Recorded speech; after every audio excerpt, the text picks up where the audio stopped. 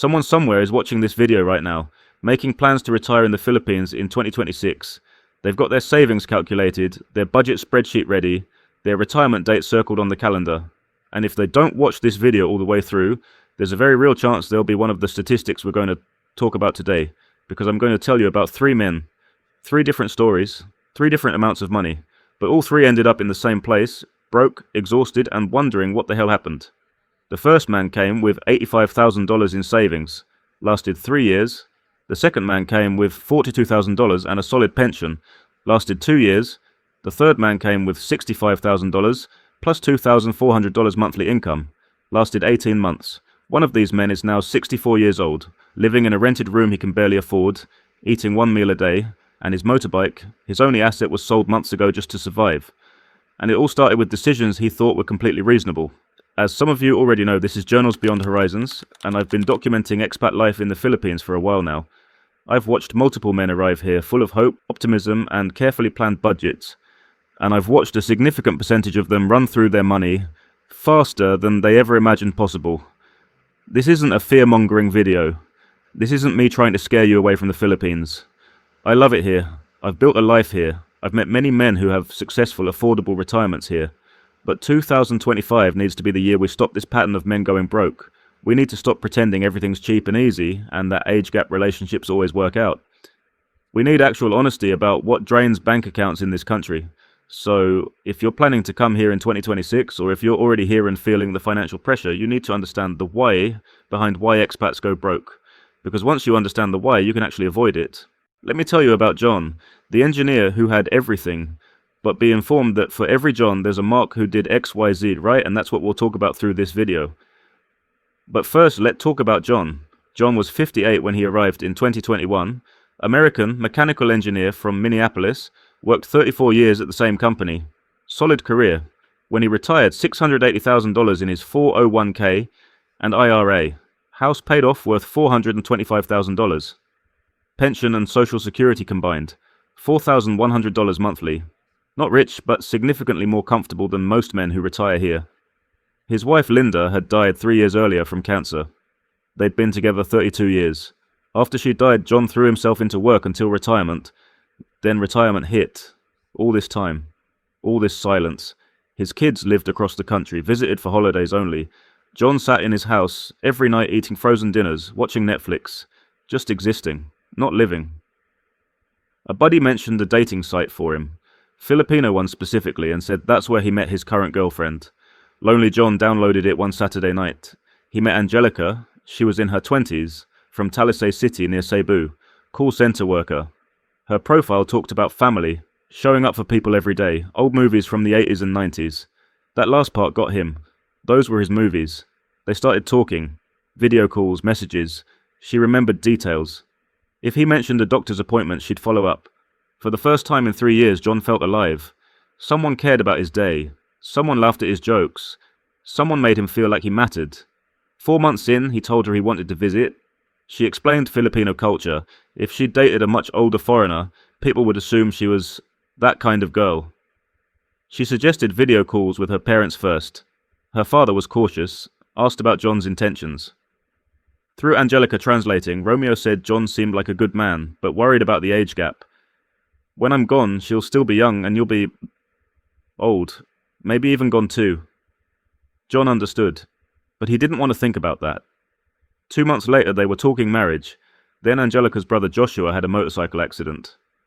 Broken collarbone. Hospitalized. Hospital bill. About $800. Her parents were trying to figure out payment.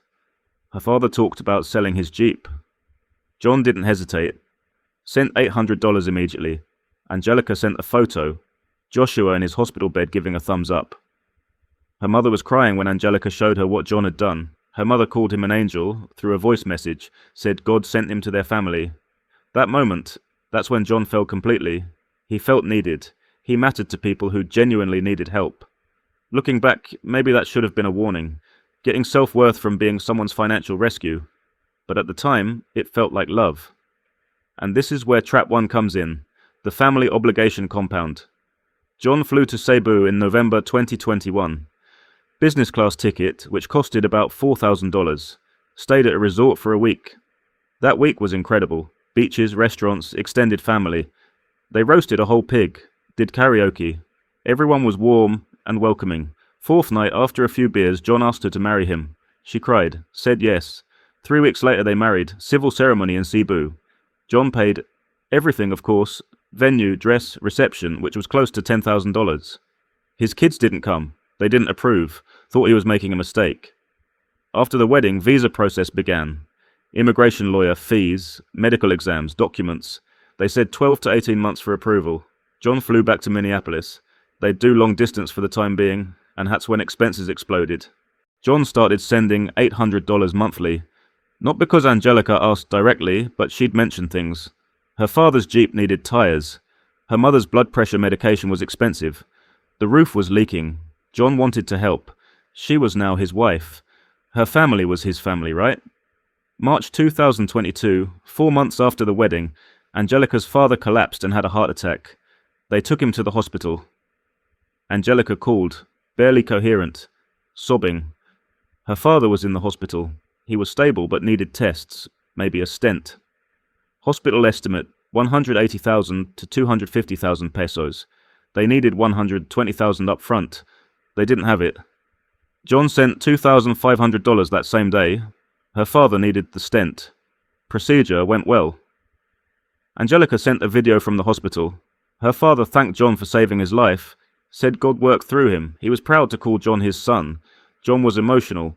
Over the next months, more expenses, and by August, typhoon damaged their roof. Repair 78,000 pesos. $1,500. John sent it. October. Angelica's aunt diagnosed with diabetes. Needed insulin. 20,000 pesos for first month. John still sent it. By the time Angelica's visa was approved in February 2023, 14 months after applying, John had sent approximately $47,000 to the Philippines. Yes, 47K. Let me break that down. Monthly support, $800 times 14 equals... That alone is $11,200. Joshua's hospital, $850. Father's heart attack, $2,500. Joshua's licensing, $530. Typhoon repairs, $1,500. Aunt's diabetes, $400. Wedding, $9,000. Visa process, $8,700. Flights and hotels, $7,000. Other little emergencies, $5,200. Total, $47,000. But he didn't see it as a big deal. His 401k, $669,000 from the original $680,000. Still plenty, he thought. Angelica arrived March 8th, 2023. John had flowers. He'd redecorated the house. The first month was good. Mall of America, Minnehaha Falls, Duluth. She was amazed. Then things shifted. She was home alone all day, no friends. She'd watch Filipino shows, video call her family for hours. John tried getting her involved, took her to the Elks Lodge, but she was just 26. Everyone there was 55 plus. Nothing in common. He suggested English classes at the community college. She got defensive, accused him of thinking she was stupid, uneducated because she was Filipina. Circular arguments, John apologizing without knowing why. In May, Angelica wanted to find the Filipino community. She was lonely, missed her native language, Filipino food, people who understood her culture. John encouraged it. She found Guadalupe Church in St. Paul. First Sunday, she came out smiling for the first time in weeks. They'd invited her to a potluck. Next Sunday, John went with her. He felt completely out of place. Everyone was Filipino, speaking Tagalog. People were polite, but clearly wondering what this old white guy was doing there. At the potluck, around 60 people, Angelica was in her element, laughing, switching between English and Tagalog. That's when John saw him. Marco. Maybe 28, 29, tall, good-looking. He introduced himself, congratulated John on the marriage. He's a nurse at Abbott Northwestern, been in the US 4 years. But watching Marco and Angelica talk, it was so easy, natural. They'd switch languages mid-sentence, laugh at jokes John didn't understand. John felt like a spectator in his own marriage. On the drive home, Angelica was more animated than he'd seen in months. Marco was really nice, she said. Could help her find a job. He knew people at the hospital. John said that was great. He wanted her happy, but there was tightness in his chest. Over weeks, Angelica went to church every Sunday, then weekday events, Bible study Wednesdays, community dinners Fridays, Filipino Independence Day, 3-4 times a week. Marco was always there. She'd come home talking about Marco. He helped her practice for her CNA exam. He invited her to his cousin's birthday. John would smile, say, "That's great." Inside, he was dying. One night, John woke at maybe 2 a.m. Angelica wasn't in bed. He found her in the living room on her phone, smiling. He asked who she was talking to. "She jumped," said Marco. He'd sent a funny video. His break at the hospital, he works nights. John said it was 2 in the morning. She asked if that was inappropriate. John said, maybe. Her face went cold, accused him of not wanting her to have friends, of wanting her to sit home all day being his little Filipino wife who doesn't talk to anyone. She went to bed, closed the door. That was worse. John stood alone right there wondering how he'd become the bad guy. Next morning, both apologized, but John didn't trust her, or Marco, or that she'd choose him when the time comes. Because every time he saw them together, John saw what he couldn't give her. Youth, energy, shared culture, a future that made sense. John was 63, Marco was 28. At some point, John checked her phone. She was in the shower. He knew her passcode. He opened messages with Marco. "Good morning messages." "How was your shift? Thinking about Sunday?" John doesn't understand this stuff. Different generation, I guess. Nothing explicitly romantic, but the intimacy was there. Voice messages too. Marco speaking Tagalog and with little English, John couldn't understand well, but he heard the warmth, the familiarity. Angelica's response, laughing, sounding happy in a way she never sounded with John. The breaking point was September, Filipino Community Festival at Como Park. Angelica had talked about it for weeks. John planned to go, but that morning he woke with a severe migraine. Couldn't open his eyes without the room spinning. He told her to go without him. Have fun. She offered to stay. He said no. She'd been looking forward to it. She left at noon. By 3 p.m, John's migraine had subsided. At 4:30, he decided to surprise her. The festival was winding down. John walked through the crowd, looking for her. Then he saw them, by the lake, sitting on a bench, his arm around her, talking, laughing. She looked so comfortable, it was so natural. John stood 50 feet away watching. Marco said something. Angelica laughed, that real laugh that lights up her whole face. Playfully shoved his shoulder, he shoved back gently. In that moment, John saw the truth. She was falling in love with him, or already had. John turned around, walked to his car, drove home. Angelica came home later, smiling, asked how he was feeling. "Better," he said. She said good. Brought him food. He asked if it was fun. Yes, so many people. He asked if Marco was there. Her smile flickered. Yeah, lots of people were there. They hung out. Yeah, walked around, watched shows. Then, why? John wanted to confront her, but what had he seen? 2 friends sitting close. That's not cheating. He said no reason, but she knew. He could see it. She knew that he knew. That night, barely any words.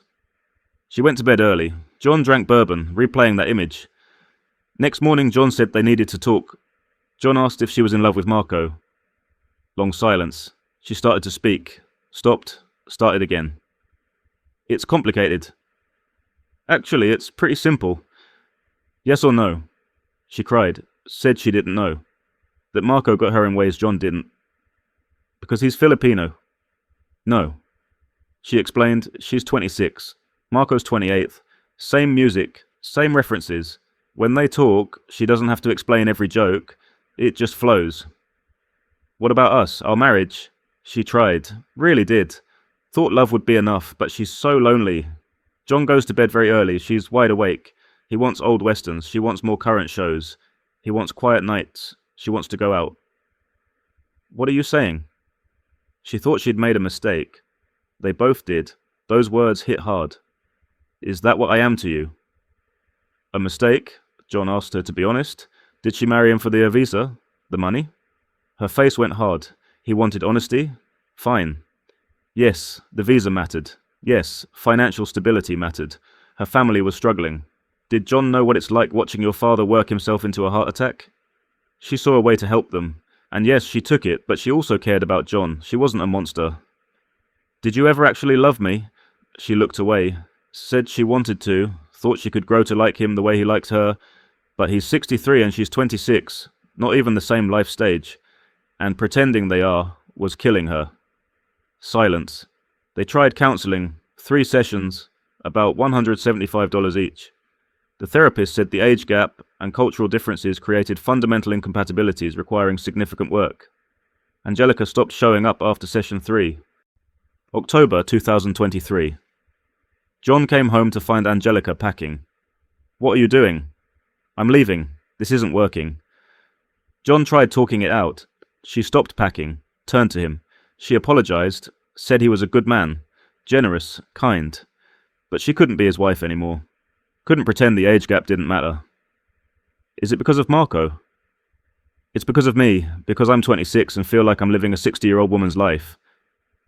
She wanted weeknight outings, dancing, staying up past 9 p.m. He said he can change. You can't change who you are, and I don't want you to, but I can't keep pretending to be someone I'm not either. Marco arrived 20 minutes later with his truck. Wouldn't look at John, just helped carry her stuff out. John stood in the doorway watching his wife drive away with another man. She filed for divorce 2 weeks later. The financial devastation. Here's where it gets really expensive. John thought divorce would be straightforward. Married less than 2 years. She hadn't worked, hadn't contributed financially. Wrong. Minnesota is an equitable distribution state, and that I-864 form John signed sponsoring her visa, legally binding contract. Angelica's attorney, John's sure Marco helped with that, filed for spousal maintenance. John's attorney laid it out. The I-864 made John financially responsible for Angelica until she becomes a citizen, accumulates 40 quarters of work, or one of them dies, even after divorce. Could be years. If Angelica gets government benefits, food stamps, Medicaid, housing assistance, the government can sue John for reimbursement. The court awarded Angelica $1,750 monthly for 24 months, while she attended CNA training. Total, $42,000. Property settlement. John's house appreciated $35,000 during marriage. Angelica awarded $17,500. John also paid attorney fees, $12,800. Half of Angelica's fees, $5,400. Divorce finalized March 2024. Total divorce cost, $77,700. But that's not all. When John added everything, money sent to Philippines, $47,000. Spousal support, $42,000. Property settlement, $17,500. Legal fees, $18,200 grand total, $124,700 plus. John took a $35,000 home equity loan when liquid savings ran low, still paying $340 monthly for 7 more years. And the I-864 obligation is still binding. John's 401k was $680,000, now $547,000 after withdrawals and market fluctuations. His comfortable retirement, still okay, but tighter, much tighter. John found out through Facebook that Angelica and Marco started dating 3 months after the divorce, still together. They went to Boracay, they look happy, like they fit. John told me he doesn't really hate her. He probably should, he thinks she tried loving him, tried making it work, but the age gap, cultural differences, different life stages, it was too much. She wanted to experience her 20s. He wanted to settle into his 60s. He just said they shouldn't have gotten married. You should know that this isn't about Filipinos. This same story plays out in Thailand, Colombia, Brazil, and Eastern Europe. Literally anywhere. The location changes, the traps don't. Trap number 2. The currency disconnect. But let me tell you about a different kind of financial bleeding, because not every man loses money through relationships. Mike lost his through something much more subtle. He stopped mentally converting pesos to dollars. Mike was an American guy, retired at 62, came to the Philippines in early 2023 with about $65,000 saved. Good pension of $2,400 a month. Should have been set for life. Mike budgeted $1,200 a month for expenses. Very reasonable. That's 60,000 pesos. Plenty to live well here. But Mike liked going to nice restaurants. He'd order on GrabFood 2-3 times a week. Each order 1,800 to 2,500 pesos. In his mind, he's spending 1,800, which doesn't sound like much. He stopped automatically converting. His brain just registered the number 1,800 without thinking 36 stolo. He'd go to the mall, buy electronics, random stuff. See a nice shirt for 2,500 pesos. Hey, that's nothing. Back home, a decent shirt is $60 to $80. This is a bargain. He'd take weekend trips to beach resorts. Book a nice room for 4,500 pesos per night. Sounds reasonable, right? Just 4,500. By the end of his first year, Mike checked his bank statement and screamed. He'd spent an average of $3,200 per month, nearly triple his budget. How? He'd completely lost the mental connection between pesos and dollars. His brain had been lulled into thinking 2,000 pesos was small money because the number 2,000 seems small compared to what things cost in America. But 2,000 pesos is $40. Do that twice a week on food delivery and you're spending $320 a month just on takeout. Add in the mall trips, the weekend getaways, the random 1,000 peso tips he'd give without thinking. It added up devastatingly fast. The scary part, Mike had no idea this was happening until it was too late. He genuinely believed he was being careful with money. He wasn't going to expensive bars, wasn't dating multiple women, wasn't doing anything obviously extravagant, he was just living. But living without that mental currency conversion meant he was spending double, even triple what he thought. I met Mike about 6 months ago. He had run through $38,000 of his savings in 18 months. At that rate, he had maybe 2 more years before he'd be completely broke. He's scrambling now, cutting expenses drastically, eating more at local carinderias instead of restaurants, stopped all the grab food orders, no more every weekend trips. He's stabilized, but he's stressed, living on a much tighter budget than he planned, and all because he lost that mental conversion between currencies. Trap number 3, the housing investment disaster. Let me tell you about Jesse. British guy, 61 years old, came to Dumaguete in 2022. Jesse met a woman. Things got serious pretty quickly. Her family lived in a rural barangay in genuinely difficult conditions. No running water, cooking over wood fires, bamboo walls, tin roof that leaked. Her mother suggested, if we had a proper house, we could all live together as a family. You wouldn't need to pay rent. We'd all be under one roof. Jesse thought about it. He was paying 15,000 pesos a month for a small apartment in the city. Over a year, that's 180,000 pesos. If he invested maybe 500,000 pesos to build a solid concrete house, about £8,000 and lived there rent-free, he'd recoup his investment in less than 3 years. After that, pure savings. It made financial sense. So Jesse paid to build the house. Concrete, typhoon-resistant. Nice place, actually. The family's name on all the paperwork because foreigners can't own land, but Jesse and his girlfriend would live upstairs. Perfect arrangement. Jesse moved in. Everything was great for about a year. Then things started to deteriorate. Small things at first. The mother getting more demanding. Complaints about how Jesse did things. Criticism of his habits.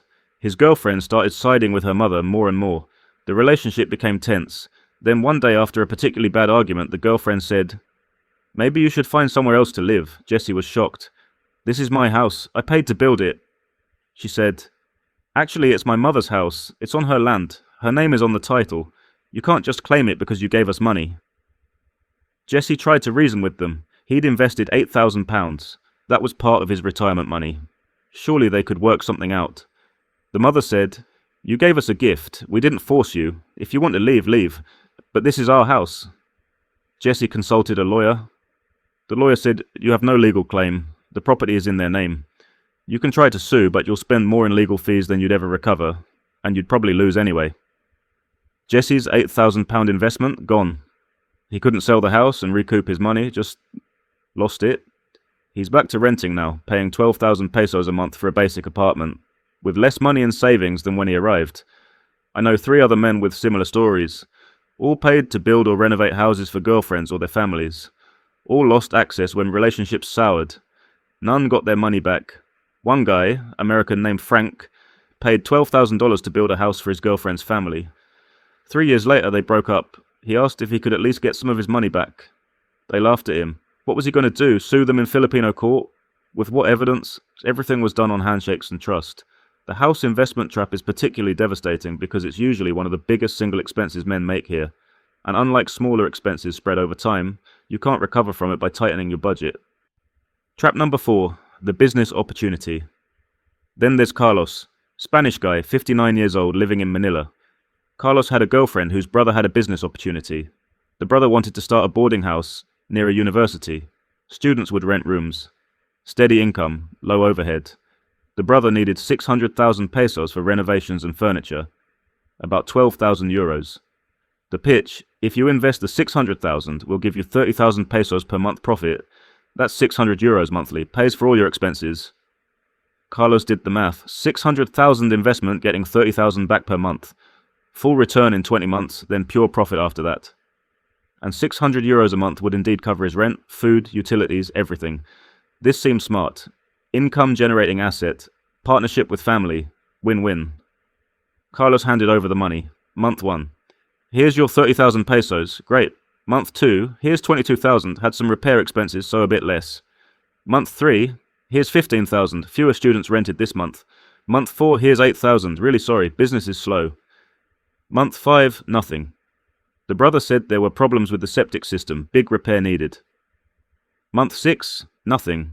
Brother said he's working on getting more students. Carlos started asking more questions. Asked to see the books. Asked to visit the boarding house and see it for himself. The brother got defensive, said Carlos didn't trust him, said if Carlos was going to be like that, maybe they shouldn't be partners. The girlfriend sided with her brother, said Carlos was being disrespectful. This is family. Carlos eventually said, fine, just buy me out. Give me back my 600,000. The brother offered 200,000. Take it or leave it. Carlos was furious. He'd invested 600,000 and they were offering him back 200,000, but what choice did he have? The business clearly wasn't working. He wasn't getting monthly payments. He had no legal paperwork proving his investment. It was all done on handshakes. He took the 200,000, lost 400,000 pesos. This exact pattern plays out constantly.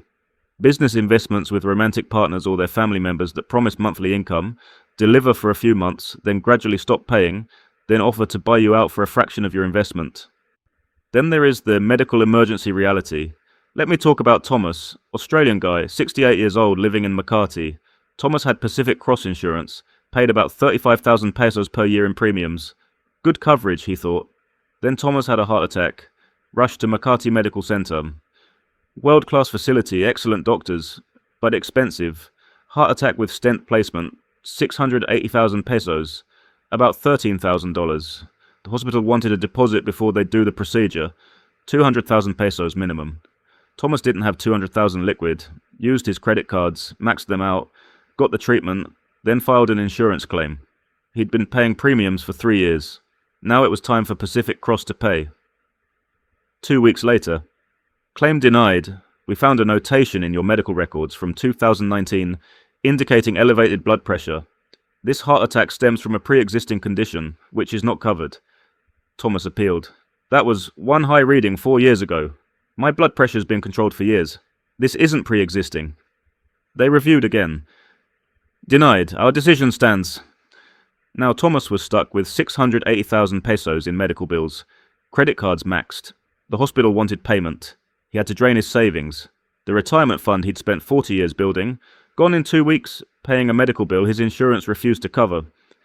Thomas went from comfortable retirement to nearly broke because of one medical emergency and one insurance denial. Is every claim denied? No. Do most get paid? Probably. But when yours is the one that gets denied, your financial life is destroyed. Look, we're heading into 2026. If you're planning to retire here next year, you need to go in with your eyes open. The Philippines is wonderful. The cost of living is lower. You can have a great life here on a very modest income. But you have to understand the financial traps, the family obligation compound. You're not supporting one person, you're supporting a family system with ongoing needs. John sent $47,000 before Angelica even arrived in America. The currency disconnect. You lose mental conversion between pesos and your home currency. Mike spent triple his budget without realizing it. The housing investment trap. You invest in property you don't legally own. Jesse lost £8,000 when the relationship ended. The business investment disaster. You invest in businesses with family that rarely generate promised returns. Carlos lost €8,000 on a boarding house that never paid back. The medical emergency, one health crisis with insurance denial wipes out savings. Thomas lost everything paying a hospital bill Pacific Cross refused to cover. Let me give you the other traps quickly with real context. The visa cost creep. Every few months you're spending 3,000 to 7,000 pesos on tourist visa extensions. An American guy named Paul told me he'd spent $1,400 on visa expenses in his first 18 months. Adds up, the inflation erosion, prices rise significantly each year. A Canadian showed me his expense tracking, monthly costs increased 28% over 3 years without changing his lifestyle. The sunk cost fallacy. You've invested $10,000 in a relationship, walking away means it's lost, so you invest another $5,000 trying to salvage it. The hole gets deeper. John kept sending money even when he suspected problems because he'd already invested so much. So who actually succeeds here? Because many men do succeed financially here. The ones who have good retirements are the ones who come with realistic expectations. They know age gap relationships are high risk. They know family obligations are real. They're not surprised. Maintain clear boundaries. They help in genuine emergencies, but don't become the family ATM. They can say no without guilt. Track spending religiously. They know exactly what they're spending. Don't invest in property they don't control. They rent or buy condos where foreigners can own legally. Never mix business with family. They don't invest in opportunities with romantic partners or relatives. Ever. Have robust health insurance and understand it. They read the fine print. They know what's covered. They have backup plans. Build genuine community. They make real friends. Have hobbies. Integrate locally. They're not going about paying for companionship.